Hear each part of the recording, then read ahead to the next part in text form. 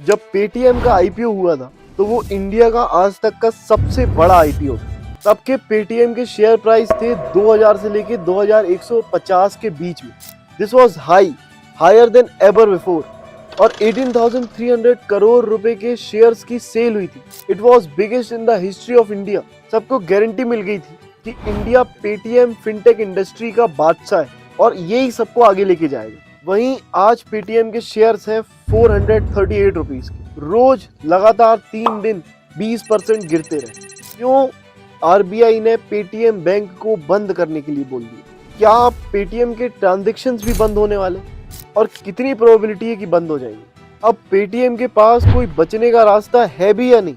और क्या पेटीएम को अंबानी खरीद लेंगे? अगर आप पेटीएम से ट्रांजैक्शन करते हो तो क्या आप अफेक्ट होगे इससे? और एक बिजनेस ओनर होने के नाते आप क्या सीख सकते हो इससे और अपने बिजनेस में अप्लाई कर सकते हो? आइए सब कुछ जानते हैं। दर्शन प्रोडक्शन हमेशा से आपको बहुत वैल्यू देने की कोशिश करता रहा। इसके प्रूफ हमारी पुरानी वीडियोस जाके जरूर देखें। इस वीडियो में जो भी बोला गया कुछ भी मनगढ़ंत नहीं। आप डिस्क्रिप्शन में जाके पूरे प्रूफ्स को जरूर चेक करें। एक रैशनल सोल होने के नाते आप इस केस स्टडी से क्या सीख सकते हो आपको पता लगेगा। पेटीएम की कहानी कमाल की। एक मिडिल क्लास के लड़के ने खुद अपने दम पे धीरे धीरे करके इतनी बड़ी कंपनी बना दी, जिसको पहले ठीक से इंग्लिश भी नहीं आती थी। उसने 197 नाम की एक कमाल की कंपनी बनाई और जब वो डूबने वाली थी तब एक कमाल का प्रोडक्ट पेटीएम लॉन्च किया, जिसने इंडिया को रिवॉल्यूशनाइज करके रख दिया। पर आरबीआई को स्टोरी से कोई मतलब नहीं, उसको मतलब है रूल से, क्योंकि at the end government is the God. सबसे पहले देख लेते हैं कि पेटीएम को आरबीआई ने बोला क्या। आरबीआई के हिसाब से पेटीएम पेमेंट्स बैंक अब कोई भी फर्दर डिपॉजिट्स करने के लिए अलाउड नहीं है।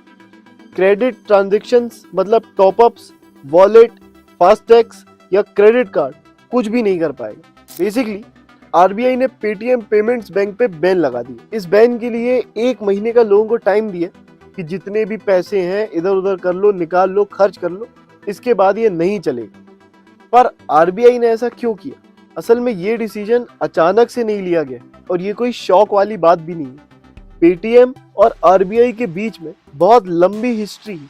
पिछले 5 सालों में आरबीआई ने कई बार पेटीएम को बहुत सारी चीजें बोली, पर पेटीएम ने हर बार इग्नोर कर। Let's see what they are.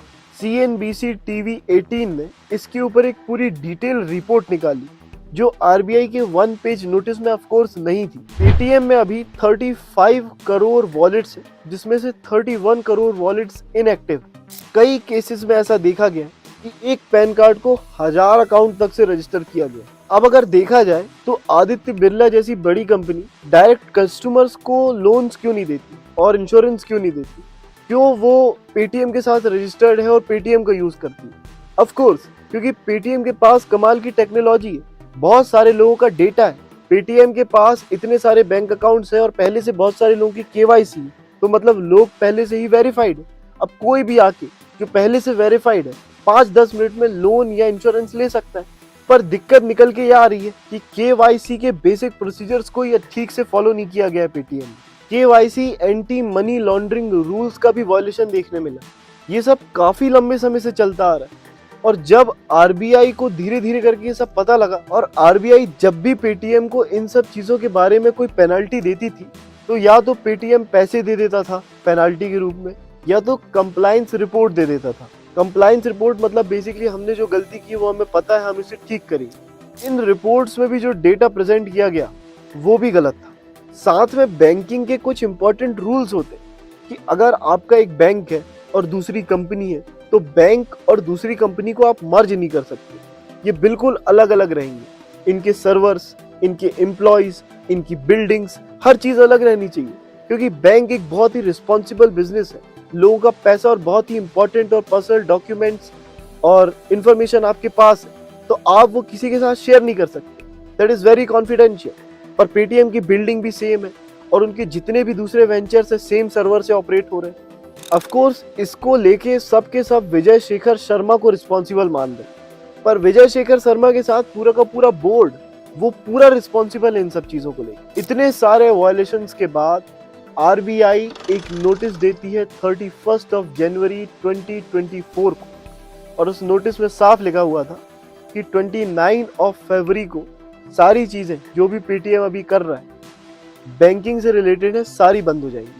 Paytm payments bank बंद हो जाएगा। आइए इस पूरी हिस्ट्री को एक बार समझने की कोशिश करें कि पेटीएम ने क्या क्या गलतियां की। एक्चुअली ये बात तब की है जब 1 साल ही हुआ था पेटीएम पेमेंट्स बैंक को बंद। सबसे पहली बार जून 2018 में आरबीआई ने एक नोटिस पहुंचाया था पेटीएम कि केवाईसी गाइडलाइंस को ठीक से मेंटेन नहीं किया जा रहा है और डे एंड बैलेंस को ठीक से मेंटेन नहीं किया जा रहा है।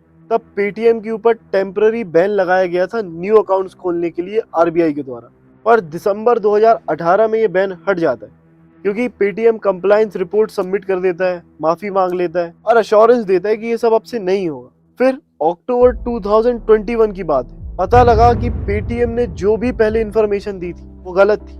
आरबीआई पेटीएम के ऊपर 1 करोड़ की पेनल्टी लगा देती है। ऑफ कोर्स पेटीएम पेनल्टी भर देता है, 1 करोड़ कौन सी बड़ी बात है। फिर मार्च 2022 की बात है, आरबीआई फिर से एक और रिपोर्ट भेजती है पेटीएम के ऊपर, बोलती है कि टेक्नोलॉजी में लैप्सेस है, साइबर सिक्योरिटी का ख्याल नहीं रखा जा रहा है, केवाईसी एंटी मनी लॉन्ड्रिंग का कंप्लायंस अभी भी पूरा नहीं हुआ है, पेटीएम का फिजिकल स्ट्रक्चर जो है बैंक का वो 197 कंपनी के साथ सेम ही, उसे अलग अलग करो, ये एक्सेप्टेबल नहीं है। बैंक ऐसे काम नहीं करते, सारे सर्वर्स एक दूसरे से मिले हुए, बैंक के सर्वर्स और दूसरी कंपनीज के सर्वर्स को अलग अलग करो। फिर से पेटीएम के ऊपर नए कस्टमर्स को एनरोल कराने के ऊपर बैन लगाया गया और एक एक्सटर्नल ऑडिट फर्म बिठा ली गई जो पूरी की पूरी चीज को ऑडिट करती कि पेटीएम कुछ कर रहा है या नहीं कर रहा है। फिर अक्टूबर 2023 को आरबीआई को ऑडिट रिपोर्ट मिलती है, जो एक्सटर्नल फर्म थी उसने ऑडिट रिपोर्ट सबमिट करी। पता लगता है कि आज तक आरबीआई ने जो जो एक्शन लेने के लिए पेटीएम को बोला है,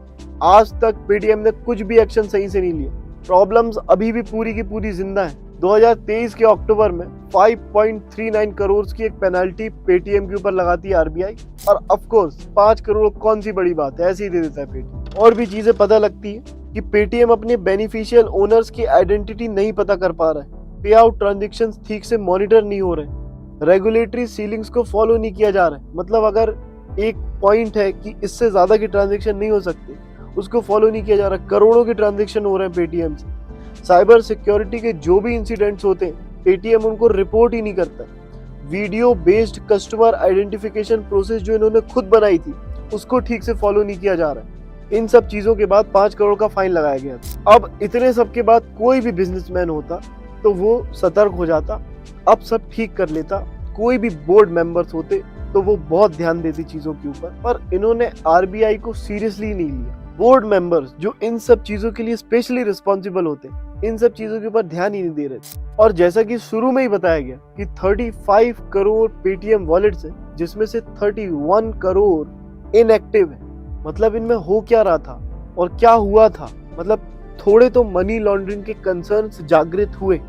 खैर अभी के लिए ये पक्की बात है कि गवर्नमेंट कोई भी इन्वेस्टिगेशन नहीं कर रही है इसके ऊपर, पर पेटीएम से करोड़ों के ट्रांजेक्शन्स तो हुए हैं जो अलाउड नहीं थे। पेटीएम की पेरेंट कंपनी की जो और भी फाइनेंशियल कंपनीज हैं, नॉन फाइनेंशियल कंपनीज हैं, प्रमोटर कंपनीज हैं, प्रमोटर ग्रुप्स हैं, उन सब के साथ डेटा शेयरिंग की भी बातें बहुत ज्यादा ऊपर आई हैं। पेटीएम का बड़ा स्टेक होल्ड करती है चाइनीज कंपनी, और इसलिए भी कंसर्न्स आए क्योंकि चाइना हमेशा से इंडिया के डेटा के पीछे तो पड़ा ही है।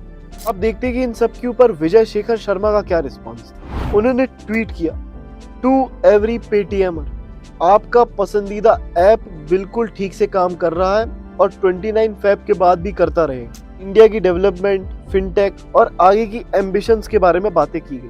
पेटीएम बहुत ही कॉन्फिडेंस से कह रहा है कि जितनी भी फाइनेंशियल सर्विसेज पहले थी उतनी आगे रहेंगी, कोई दिक्कत नहीं। मतलब लोन, इंश्योरेंस सब, और सारे ऑफलाइन चीजें जितनी भी हैं जैसे QR, sound machine, card swipe machine, सब ठीक से काम कर रहे हैं, कोई दिक्कत नहीं होगी, आगे भी करते रहेंगे। पर दूसरी तरफ बहुत से लोगों ने साफ साफ वार्निंग दे दी, जैसे confederation of Indian traders CAIT ने भी बहुत साफ कह दिया है, ट्रेडर्स जो भी अपना बिजनेस पेटीएम में कर रहे हैं वो दूसरे में शिफ्ट हो जाएं, क्योंकि बाद में दिक्कत हो सकती है।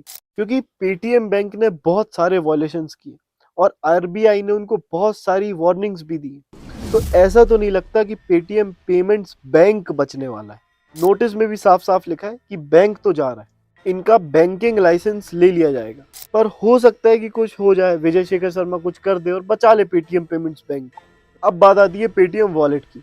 पेटीएम वॉलेट में जिसके पास जितना भी पैसा है वो अभी यूज कर सकता है, 29 फेब के बाद भी यूज कर सकता है, पर 29 फेब के बाद वो उसमें नया पैसा ऐड नहीं कर पाएगा, ऐसा आरबीआई ने बोला है। अब पेटीएम के पास इस सब का सॉल्यूशन क्या है? इसका सॉल्यूशन एक ही है कि पेटीएम पेमेंट बैंक अगर बंद हो जाता है तो उस बैंक को किसी और बैंक के साथ रिप्लेस करना होगा। जैसे फोन पे किसी और बैंक के साथ काम करता है और पेटीएम खुद के बैंक के साथ काम करता है, तो उसको अभी किसी और बैंक के साथ काम करना पड़ेगा। अब पेटीएम को दूसरा बैंक चाहिए जल्दी से जल्दी, और आईसीआईसीआई एक बहुत बड़ा अपॉर्चुनिस्टिक बैंक दिख रहा है। पर प्रॉब्लम ये है कि पेटीएम बहुत ज़्यादा ह्यूज है, बहुत बड़ा है। इतनी जल्दी इतने सारे डेटा को ऑक्यूपाई करना कोई छोटी बात नहीं है। इवन बैंक के साथ यूपीआई ऐप की मर्जिंग की प्रोसेस, टाई अप की प्रोसेस भी बहुत लंबी होती है। उसके लिए भी सिर्फ 1 महीने का टाइम बचा है पेटीएम के पास। दिसंबर 2023 के अंत तक पेटीएम के पास 4 करोड़ मर्चेंट्स थे, 4 करोड़ दुकान वाले थे जिनके पास पेटीएम का ढपरा था, 4 करोड़ दुकान वाले थे जिनके पास पेटीएम का क्यूआर और वो साउंड बॉक्स था। तो अब पेटीएम के पास एक ऑप्शन है कि वो अपने बैंक को बचा ले, तो अभी तक जैसी पूरी प्रोसेस चल रही थी वैसी ही चलती रहेगी, या फिर वो बैक एंड से अपने बैंक को हटा के दूसरे बैंक को ले आए और जिन मर्चेंट्स के पास पेटीएम पेमेंट्स बैंक में बैंक अकाउंट है उन मर्चेंट्स का बैंक अकाउंट दूसरे बैंक का पेटीएम में ला दे, और फिर उनके क्यूआर को भी अपडेट करना पड़ेगा या नहीं करना पड़ेगा। ये पेटीएम की टेक्नोलॉजी के ऊपर डिपेंड करता है कि वो वैसी टेक्नोलॉजी बिल्ड कर पाएंगे या नहीं कि उसी क्यूआर से दूसरे बैंक के रजिस्टर होने के बाद भी वो पेमेंट कर पाएंगे। This is very confusing and very complex. This is a logistic nightmare.